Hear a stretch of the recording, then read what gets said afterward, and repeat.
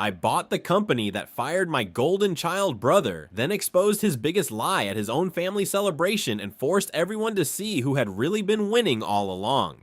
The room changed the second the words left my mouth. My aunt smirked over her champagne and asked if I was still doing that little computer job, and I said, no, I own the company that let him go last month. Even with a jazz combo playing near the bar, the sound in the banquet room seemed to collapse. We were in a glass-walled event space at Hawthorne Ridge Club outside Nashville, and every face in that room turned before anyone meant it to. My Aunt Carol stood frozen with her drink halfway raised, like her body had stopped before her mind caught up. My brother Ethan stared from the other side of the table arrangement with the kind of expression people wear when reality shifts in public and there's nowhere to put it. I hadn't gone there planning to say anything like that. I had made the 3-hour drive from Atlanta to Birmingham for his promotion dinner, wore the Navy suit my mother once called safe, brought a gift expensive enough not to be criticized, and told myself I could sit through one more evening of being treated like the son who never quite measured up. Usually I could. Usually I let the comments slide past. But the way Aunt Carol said little job did it. Not the words themselves, the tone, that practiced soft-edged contempt dressed up as concern. She'd been using that exact voice since I was 23 and turned down law school to write software for a living. Something in me finally stopped cooperating. I had already spent 11 years in tech by the time Ethan landed at Crestwell Digital Group. I was 34. He was 31. Our parents, Richard and Helen Parker, had always arranged the family story, so he came out brighter in it. Ethan was the polished one, the easy talker, the son with the impressive career people could understand in one sentence.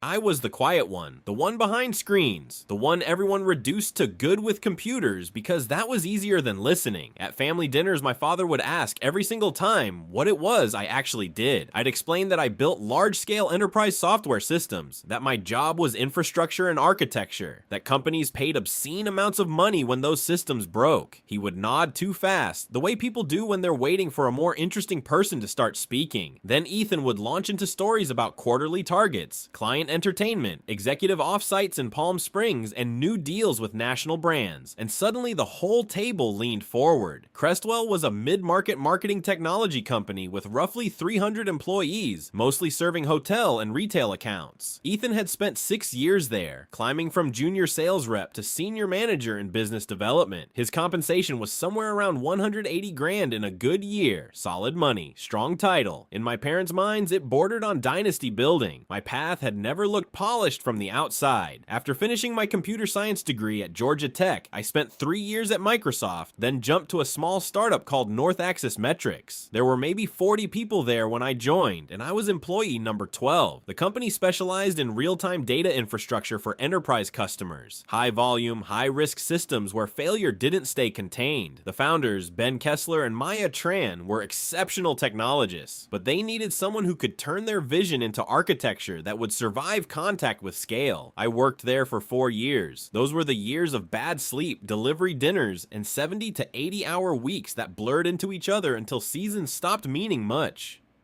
I built the backbone of the platform piece by piece until it could handle transaction volume at a level none of us had been publicly promising yet. When North Axis sold to Adobe in 2019 for $340 million, my equity and retention package cleared $8.2 million after taxes. I was 29. I never sat my family down and announced any of that. Not out of secrecy, mostly out of fatigue. They had already decided what kind of career I had, and nothing in their questions suggested they wanted the truth in any useful detail. To them, tech meant a decent salary, a vague title, and no visible status. I let the misunderstanding live. The money changed my options, not my habits. I started angel investing, joined a small venture network, took consulting work when companies with failing systems needed someone who could come in, find the hidden damage, and keep the collapse from becoming public. The first sign that something was wrong with Ethan's world came 14 months earlier, in October 2023. He called me at 11 at night. I was in the upstairs office of my townhouse in Midtown Atlanta, reviewing a client code base, when his name flashed across my phone. We were not the kind of brothers who called each other without a reason. We spoke every couple of months at most, usually around holidays when our parents engineered forced proximity and called it closeness. When I answered, he skipped small talk.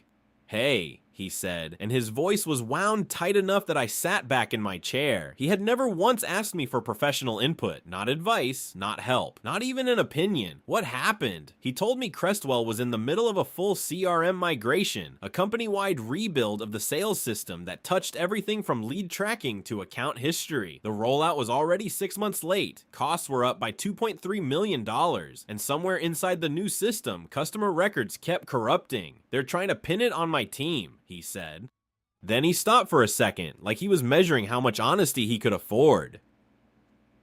They're saying sales entered bad data. That's not what happened. I listened to the silence on his end. The platform is failing, he said, quieter now. And that was the first time I realized he wasn't calling for advice. He was calling because something had already started moving. The line had already been crossed. If I opened the files, I'd know how bad it was. If I knew, I wouldn't be able to pretend this was just office drama. So I told Ethan I needed everything. Technical docs, architecture diagrams, repo history. The real build trail, not the version executives had been sold. He said he'd try. 3 days later, a zip file hit my inbox with around 40 documents. I opened it on a Friday night expecting a quick scan. Instead, I spent the weekend getting more alarmed with every file. What Crestwell had built was a catastrophe. They had paid an outside firm, Northbridge Vector, nearly $6 million to design and implement the new CRM platform. What they got was a stitched together mess of outdated tools and rushed integrations. The database structure was wrong. Security was barely there. The API layer was so badly designed that record corruption wasn't rare. It was part of the system. The deeper I went, the clearer it became. This wasn't going to stabilize. It was going to break. By Sunday night, I had written a 20-page report. I laid out the architecture failures, the risk points, and the only recommendation that made sense. Shut it down. Rebuild from scratch. Do it before it takes the rest of the company with it. I sent it to Ethan with a note. If they keep this live, it will fail catastrophically within 6 months. Here's the path I'd take. He thanked me, said he'd send it to the CTO, then nothing. No follow-up, no questions, no request to explain any of it, just silence. Christmas came a few months later. Our parents hosted at their house in Mountain Brook outside Birmingham. Ethan was the center of the room. He had just closed a hotel chain worth $400,000 a year. Dad raised a toast. Mom clapped. I sat at the far end of the table with a cooling plate of ham and waited to see if anybody would ask what I'd been working on. Nobody did. Then, in February 2024, I got a call from a woman I didn't know. Her name was Vanessa Caldwell. "Mr. Parker," she said, "I represent a private investment group looking at an acquisition in marketing technology. Your name came up as someone with both technical expertise and M&A experience. Would you be open to advising on diligence for a target company?" I asked. "Which company?" "Crestwell Digital Group." Vanessa explained that Crestwell was in trouble. The CRM failure had spread into a wider operational crisis. They had lost 3 major clients. Revenue was down 38% year over year. The board was trying to sell before the damage got worse. The buyer, Redwood Harbor Capital, wanted an outside assessment of whether the company could be saved or whether they should walk. She offered me $50,000 for 2 weeks. I took it for the access, not the fee. Due diligence opened everything: financial records, client contracts, HR files, infrastructure maps, legal liabilities, pending claims. I spent 12 days in Crestwell's downtown Birmingham office interviewing department heads, reading code, and tracing the failure points. What I found was worse than I expected. The CRM collapse alone had cost them $8.4 million in lost revenue and remediation. Client retention had dropped from 82% to 51%. 2 former customers were preparing negligence and breach claims. Their technical debt was staggering. Their leadership team had made the same mistake over and over. Protect the quarter, ignore the future. But underneath the damage, there was still a good business. The brand still mattered. The sales staff was strong. Their original analytics platform still contained valuable IP, and some former clients had hinted they would return if Crestwell could prove it had fixed its problems. Then I found Ethan's personnel file. He had been fired in March 2024, 3 weeks after my diligence work started, terminated for cause. Officially, the paperwork cited failure to meet performance standards and the loss of major client accounts tied to employee negligence. The real story was worse. Ethan had managed 3 of the clients who left during the CRM disaster. When those clients started complaining, then threatening legal action, he tried to shift blame onto the technical team. He sent emails implying he had warned leadership about the system risks early. He hadn't. I already knew that because I had seen the email chains, and once I lined up the dates, his story fell apart. He had already sealed his own fall long before anyone blamed him for it. By the time I opened the internal records, the lie had hardened into family folklore, and nobody at home had any idea. What I found in that conference room made the silence around him feel almost deliberate. Ethan hadn't warned anyone off the Northbridge rollout. He'd done the opposite. In meeting after meeting, he backed the implementation, even when engineers flagged obvious risks. He pushed to keep clients on the new system because his commission plan rewarded adoption, not stability. As long as accounts stayed tied to the platform, he got paid. Whether the platform actually worked was somebody else's problem until it wasn't. When the fallout hit and clients started demanding accountability, Crestwell needed a sacrifice. They fired him for cause, hoping it would calm the anger and show they were taking action. It didn't save them. The clients walked anyway. Ethan lost the job, lost any shot at unemployment, and took a reputational hit that spread fast through the Birmingham sales circuit once people understood why he'd been forced out. I learned all of that on a Wednesday afternoon, alone in a glass conference room with HR files open in front of me. The feeling wasn't sympathy, not exactly. It was something colder than that, because I knew instantly that none of this was what our family had been told. That evening I called my mother and kept it casual. I asked how everyone was doing. "Oh, Ethan's exploring new opportunities," she said in that bright, polished tone she used when she wanted reality to sound expensive. "He left Crestwell. There just wasn't enough room for growth there, so he's taking his time and being selective, very strategic. Your father and I are proud of how he's handling it." I let her finish. I didn't correct her. Then I finished my diligence report for Redwood Harbor Capital and sent over my recommendation: buy the company, but only at a steep discount, and only if they were willing to replace senior leadership and put serious money into rebuilding the technical foundation. Redwood came in at $12 million for a company that had carried a $35 million valuation just 2 years earlier. The board accepted. What I didn't tell Redwood and didn't tell anyone was that I had $14.3 million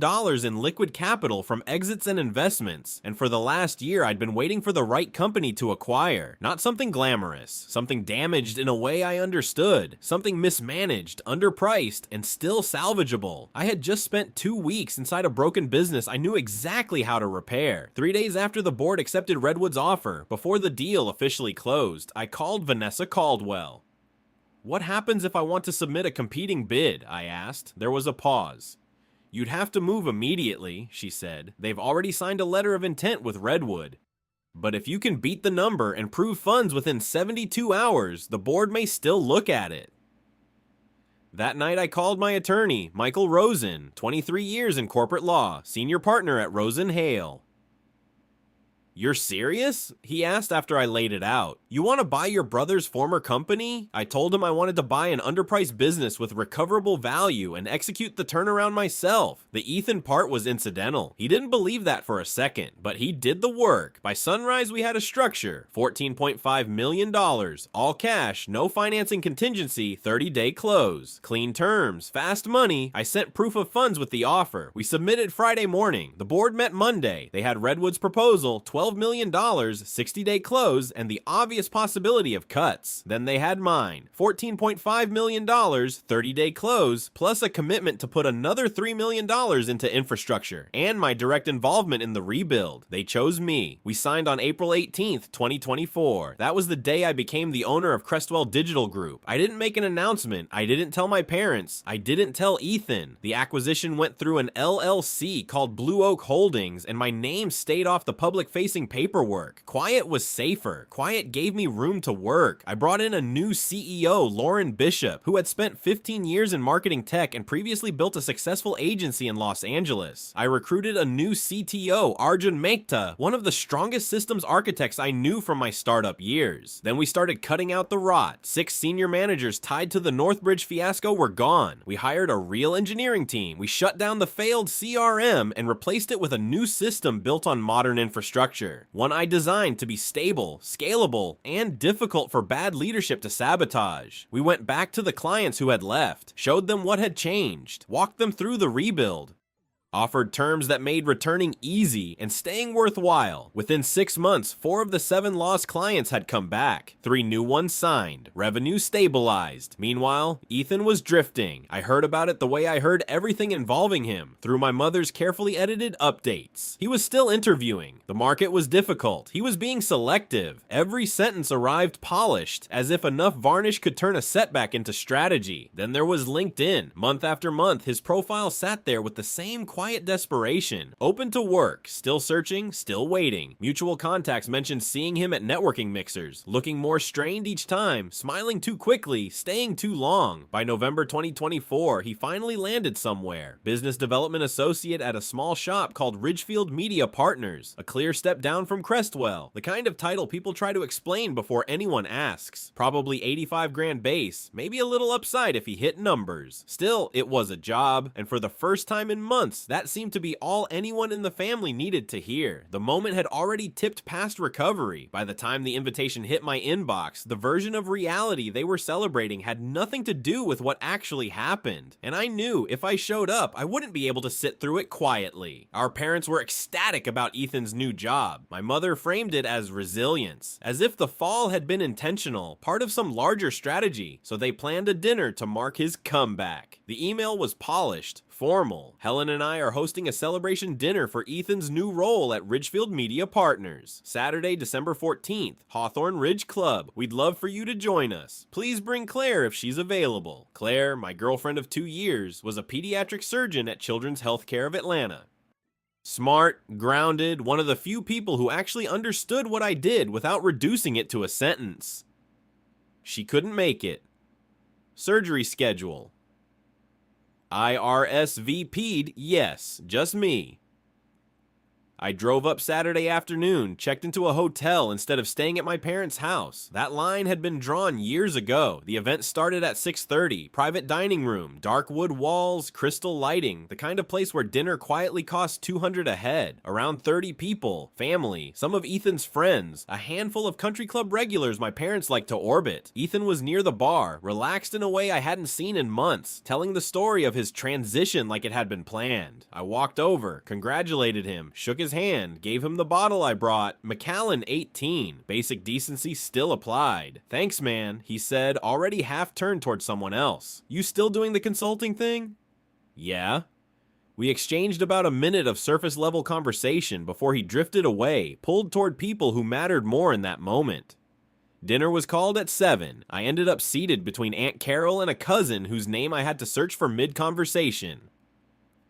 Prime rib, roasted vegetables, wine that was priced for optics, not taste. Everything moved the way it always did. Conversations orbiting Ethan, questions about his new company, his role, his future. He handled it smoothly, reframing the downgrade as opportunity, positioning it like he'd chosen this path. No one asked me anything. I didn't expect them to. Then came the speeches. My father stood first, talked about resilience, discipline, how proud he was that Ethan had handled a difficult transition with professionalism. Applause. One of Ethan's college friends followed, joked about how he always landed on his feet. More applause. My mother dabbed her eyes and spoke about both her sons succeeding in different ways, though most of her time went to detailing Ethan's achievements.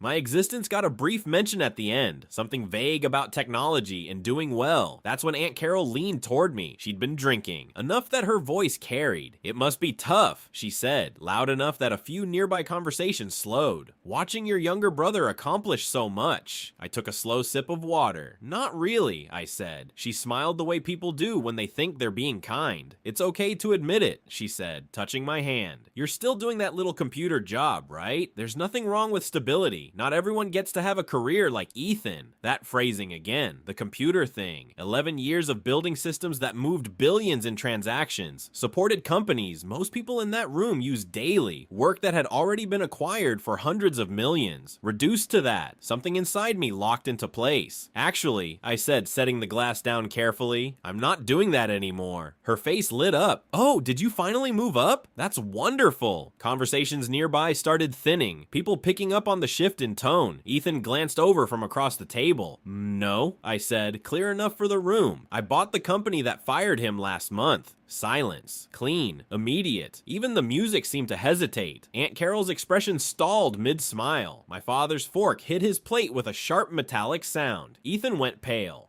What? My mother said. I turned slightly toward him. Crestwell Digital Group, I said. I acquired it in April, took control on the 23rd, been rebuilding it since. It's profitable again as of October. Ethan pushed back his chair so abruptly it scraped across the floor. That's not possible, he said. His voice wasn't steady anymore. Crestwell was sold to some private equity firm, Redwood something. They made an offer, I said. I made a better one, $14.5 million, cash.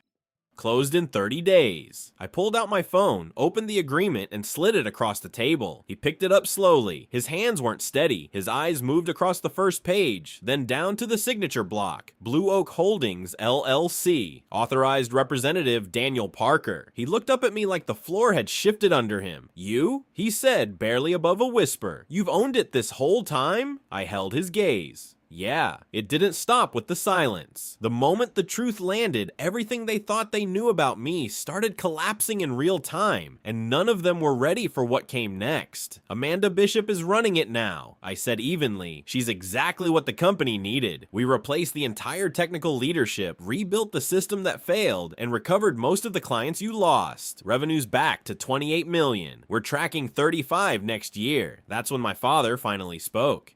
Why didn't you tell us? I looked straight at him. For the same reason you never asked what I actually do, I said. It never occurred to you it might matter. Aunt Carol shook her head, still trying to process. But how could you even afford something like that? She asked. You're a programmer. Just a programmer. I didn't rush the answer. When North Axis Metrics was acquired, I said, my equity cleared about $8.2 million after taxes. I've been investing since. Portfolio's around 20 now. I used $14.5 million to acquire Crestwell, plus another 3 to fix what was broken. The numbers didn't just land, they lingered. My mother covered her mouth. A few relatives stared like I'd said something obscene instead of factual. Ethan dropped back into his chair. You knew I got fired, he said. You knew, and you bought the company anyway. I shook my head. I found out during diligence. I bought it because it was undervalued and fixable. Your situation wasn't the reason. That wasn't entirely true.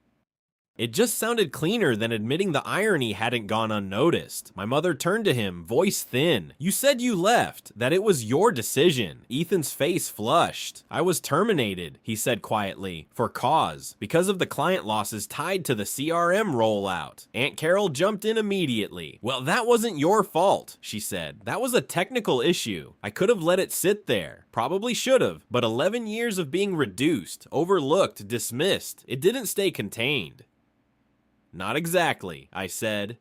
The room shifted again. I reviewed everything during diligence. I continued. The engineers flagged problems with the system early. You pushed back in multiple meetings because your compensation depended on keeping clients on that platform. When it failed and clients escalated, you tried to redirect blame to the technical team. I reached for my phone, already pulling up the threads. I have the emails if anyone wants to see them. Ethan shot up again. You're humiliating me, he snapped, voice rising. At my own celebration, you're trying to tear me down. I didn't move. I'm telling the truth, I said. Those aren't the same thing. He turned toward our parents. Are you seriously going to let him do this? He said. Just sit there while he ruins this night. My father looked between us, like something in him had lost its footing. Daniel, he said slowly, even if what you're saying is accurate, this isn't the place for it. I stood then. You're right, I said. This was supposed to be his night. I shouldn't have interrupted it. I reached for my jacket. Congratulations on the new role, I added, looking at Ethan. I hope Ridgefield works out. I turned toward the door. Daniel, wait. My mother called after me. We need to talk. I stopped, but I didn't turn around. About what? I asked. About how you never once asked what I actually built. About how I spent 34 years being the backup option in this family. About how when he struggled, you rented out a country club, but when I succeeded, nobody even noticed. Her voice broke. We didn't know, she said. How could we know if you never told us? That part was fair. I hadn't told them, but I hadn't hidden it either. You knew where I worked, I said. The acquisition was in the Wall Street Journal, TechCrunch, Regional Press. My name was in it. You didn't read it because it didn't interest you. You never cared about what I do. I didn't wait for a response. I walked out, across the polished floor, through the lobby, into the cold air outside Hawthorne Ridge. My car was parked near the entrance. I got in, started the engine, and pulled out without looking back. My phone started lighting up before I even reached the highway. Ethan first. Calls, then texts. How could you do this to me? My mother, please come back. We need to fix this. My father, this was inappropriate. You need to apologize. Aunt Carol, you've always been jealous of him. I ignored all of it. 40 minutes later, I pulled into a rest stop off I-65, shut the engine down, and just sat there with the quiet pressing in. Then I called Claire. How did it go? She asked. I let out a short laugh. I told them I bought Ethan's old company. A pause. How did that land? About as well as you'd expect. Silence again, softer this time. Are you okay? I thought about it. Yeah, I said finally. I think I am. The aftermath didn't take long. Over the next 3 days, Ethan left 12 voicemails. The tone shifted, but the message didn't. I did this to him. I engineered it. I bought Crestwell just to humiliate him, that I couldn't stand seeing him succeed. They didn't stop calling after that night. What changed was the tone. First outrage, then damage control, then that familiar family instinct to sand down the truth until it looked like my fault. I let every call go to voicemail. For 4 days, they kept at it. My parents trying to broker peace, trying to get me to be the bigger person, trying to drag the whole thing back into its usual shape, where Ethan stayed protected and I stayed manageable. I didn't pick up once. On the 4th day, my father sent an email. The subject line was family discussion required. The message was restrained in the way angry people get when they want to sound reasonable. 2 paragraphs. He said my behavior at the dinner had been unacceptable, that I had humiliated Ethan, embarrassed the family, and used my success as an excuse to be cruel. Then came the part that actually made me laugh. He said I needed to write Ethan a formal apology and agree to family therapy so we could repair the damage I had caused. I read it twice. Then I answered. I told him I was only going to explain it once. For 34 years, he and my mother had treated Ethan like the central character and me like background support. They celebrated his milestones and glanced past mine. They listened when he talked and mentally checked out when I did. They gave him praise, reassurance, and active support. What I got was polite detachment dressed up as neutrality. I told him I had accepted that a long time ago. I built my career without their validation, without their curiosity, without their help, and I did well anyway. But when Aunt Carol mocked my work as that little computer job, and when she framed Ethan as the obviously more successful son, that was the point where someone at that table should have stepped in. Someone should have said, actually, Daniel has built an extraordinary career. No one did, so I did it myself. I told him I was not apologizing for telling the truth, and I was not going to therapy so the family could feel better about spending 3 decades overlooking me.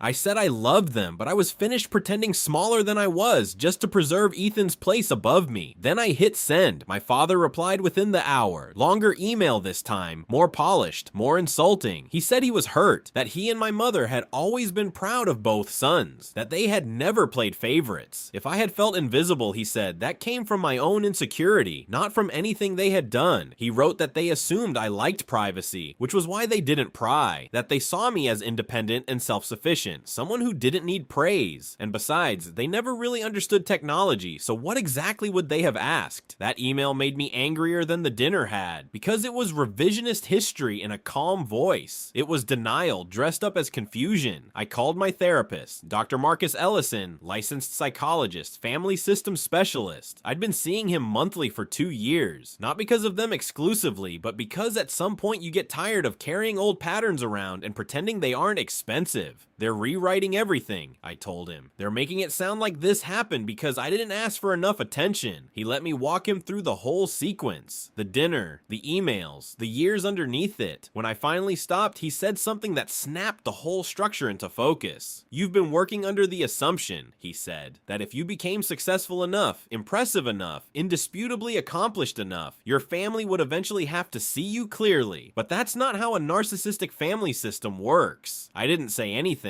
The golden child doesn't earn that role through merit, he continued. They're assigned it, and the other roles get assigned too. You are never going to be validated by outperforming the narrative because the narrative was never built to reward you. It landed hard. Not because it was new exactly, because it explained too much. So what am I supposed to do with that? I asked. You stop trying to convert them, he said.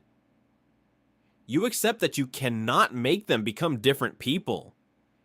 Then you grieve the family you thought you might eventually have, and invest in relationships where you are actually seen. 3 weeks later, Christmas plans started circulating. My mother called personally, soft voice, careful tone, like we were all one gentle conversation away from pretending none of it had happened. Christmas Eve at their house, same as always. She said she hoped I would come, and maybe, in her words, we could just move past the unpleasantness from Ethan's dinner. I asked her a direct question. Has anyone acknowledged that for years you dismissed my work and treated his career like it mattered more? She exhaled. Daniel, sweetheart, we never dismissed you, she said. We just didn't understand what you did, but we're very proud now that we know. Now that they knew, that was the key. Not what I had built, not what I had survived, not the actual work. The money, that was what had become legible. I declined the invitation. I stayed in Atlanta with Claire and spent Christmas with her family instead. It was disorienting in the best possible way. Her parents asked thoughtful questions about what I did, about the Crestwell turnaround, about how I evaluated acquisitions. Her father, a retired aerospace engineer, actually understood what I had built at North Axis and why the architecture mattered. The whole thing felt strangely intimate, not because they praised me, but because they were curious in a real way. I hadn't realized how starved I was for that. The holidays passed. Then January 2025 brought something worse. My attorney called. I have something you need to read, Michael said. I met him at his office that afternoon. He handed me a letter from Ethan's lawyer, a small general practice attorney named Preston Hale. The claim was absurd on its face. According to the letter, I had intentionally interfered with Ethan's employment relationship at Crestwell by acquiring the company for the purpose of damaging his career and future earning potential. They demanded $500,000 for lost wages, emotional distress, and reputational harm. Michael was smiling before I finished the second page. This may be the dumbest threat letter I've seen in 2 decades, he said. He was fired 2 months before you acquired the company. You cannot tortiously interfere with an employment relationship that already ended. You didn't terminate him. Prior ownership did. And if anything, your turnaround helps him because it proves the business had larger structural problems. I read it again anyway. The legal theory was nonsense, but the intent behind it was obvious. What do you want to do? I asked. Nothing, Michael said. This is a pressure tactic. He thinks you'll pay to make him go away. I folded the letter back into its envelope. For the first time since the dinner, I understood that Ethan still wasn't trying to face what happened. He was trying to turn it into another story where he was owed something. By then, the damage was no longer just emotional. The threat letter never became a lawsuit, but it told me more than a filing ever could have. Ethan wasn't only angry, he was running out of room. Michael had been right. Nothing was filed, no complaint, no hearing, no case number. The threat evaporated exactly the way weak leverage usually does once it becomes expensive, but the letter itself gave me a useful piece of truth. Ethan was under serious financial pressure. I looked into Ridgefield Media Partners. The company was small, shaky, barely 20 employees. Revenue was under $5 million a year. Ethan was probably making 70, maybe 80 with commission if things went well. At Crestwell, he had been closer to 180. Now he still had the condo in Midtown, the BMW payment, the habits built around a version of his life that no longer existed. He was underwater. Part of me felt grimly satisfied. Part of me hated that I felt that way. I brought it up in therapy. You're allowed to have conflicting responses, Dr. Ellison said. You can recognize that he's suffering and still understand that his situation is the result of his own choices, amplified by the role your family built around him. That helped more than I expected. Then February 2025 changed the temperature of everything. Crestwell closed the biggest contract in company history, a national retail chain, 300 locations, $6.2 million annually. Lauren called me the second it was finalized, half yelling into the phone. The whole office erupted. We opened champagne, paid out performance bonuses, let the team have the moment they had earned. And for the first time in a while, my pride had nothing to do with Ethan. It wasn't about winning. It was about building something real, taking a damaged company, making hard decisions, protecting jobs, restoring trust, and proving that competence could still pull something back from the edge. That night, I made a simple LinkedIn post. Nothing theatrical, just an announcement that Crestwell had signed a major national partnership and that I was grateful to the team who made it possible. Within an hour, dozens of congratulations rolled in. Within 2 hours, my mother had called 3 times. I answered on the 3rd. "I saw your post," she said. Her voice sounded unfamiliar somehow, less certain, less composed. You really did it.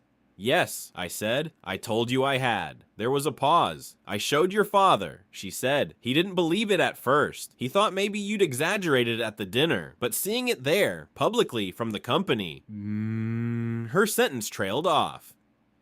Mom, I said, what do you actually want? Silence. Then, I want to apologize. I didn't interrupt. Your father and I have been talking, she said, really talking, about what you said that night, about the way we treated you, and you were right. We didn't pay attention. We didn't ask questions. We assumed you were fine because it was easier than looking at how differently we responded to Ethan. I stayed quiet and let her finish. We're sorry, she said, truly, and if you're willing, we'd like a chance to rebuild this. I felt relief and anger and grief all at once. I appreciate you saying it, I told her, but I need you to understand something. I do not need your pride now that there's money attached. I needed your interest years ago when I was still building things and nobody cared. I needed you to ask because I mattered, not because my work finally sounded impressive. I know, she said softly. I can't undo that, but I want to do better if you'll let me.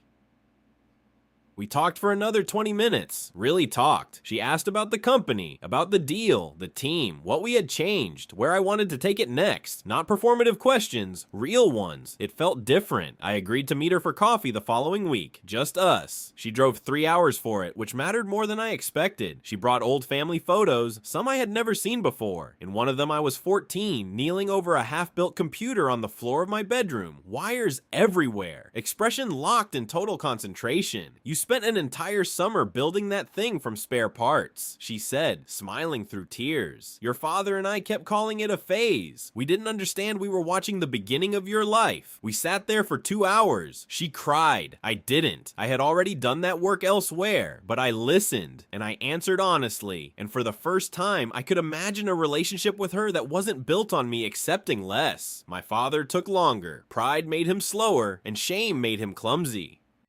But eventually, after my mother kept pushing, he sent an email that was different from the others. No defensiveness, no revision. He admitted he had favored Ethan, admitted he had dismissed my work because he didn't understand it and didn't make the effort, admitted he had failed me in ways that mattered. He asked if we could talk. We started with short monthly calls, stiff at first, then less so. He began reading industry coverage so he could follow what I was talking about. It was awkward, late, imperfect, but it was movement. Ethan and I didn't speak for 6 months. Then, in June, he texted me, "Can we talk? Not about lawyers, not about money, just as brothers." We met at a coffee shop halfway between Chattanooga and Atlanta. He looked older than he should have, thinner, worn down around the eyes. "I've been in therapy," he said after we sat down, "about our family, about competition, about how much of my identity was built around being ahead of you." I didn't say anything. He looked down at his cup. "I sent that legal threat because I was humiliated," he said, "and scared. And broke." He already knew it was weak before he said it. The threat, the letter, the whole attempt to claw something back. It wasn't strategy. It was desperation wearing a suit. And sitting across from him, I could see exactly how far he'd fallen from the version of himself our family used to celebrate.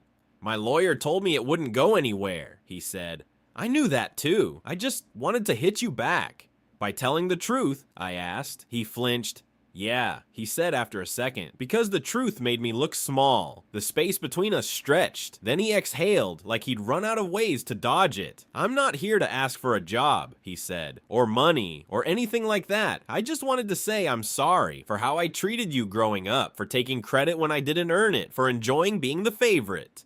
For not saying anything when people dismissed you." I studied him for a moment. "What do you actually want from this?" I asked. He didn't answer immediately. "I want my brother back," he said finally. "I want to be able to talk to you without all this tension. I don't know if we can get there, but I wanted to try." We didn't fix anything that day, but we stopped making it worse. At first it was just occasional texts, short, neutral updates. No digging into old arguments, no trying to resolve everything at once. He told me about work, how he was being more careful this time, less focused on quick wins, more on relationships that lasted. I told him about Crestwell, new contracts, systems that actually held up under pressure. It was slow, controlled, intentional. In September, he called again. "I got an offer," he said. "A real one this time. Marketing director at a startup here in Nashville. 140 base, equity, solid team. I wanted to tell you before I told mom and dad."